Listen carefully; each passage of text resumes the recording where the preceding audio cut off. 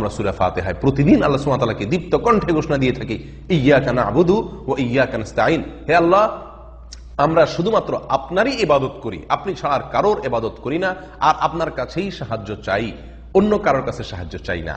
এ হলো আমাদের মুখের বক্তব্য, এ হলো আমাদের দাবি।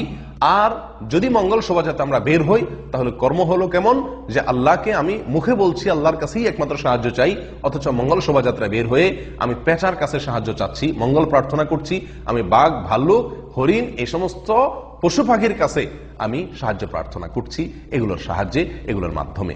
সম্মানিত ভাই বোনেরা, এটি সম্পূর্ণভাবে শিরক। বর্ষবরণের নাম দিয়ে আমাদের সাধারণ মুসলিম ভাই বোনদেরকে বলা হচ্ছে যে এটি বাঙালি সংস্কৃতি, অথচ এখানে যে কাজগুলো হয়ে থাকে এর কোনোটির সাথে কোনো মুসলিমের বিশ্বাস যায় না, বরং এগুলো সম্পূর্ণ মুসলিমের বিশ্বাস বিরুদ্ধ, মুসলিমের ঈমান বিধ্বংসী। সরাসরি বলতে গেলে এগুলো হলো, সবগুলো হলো মন্দিরের আয়োজন।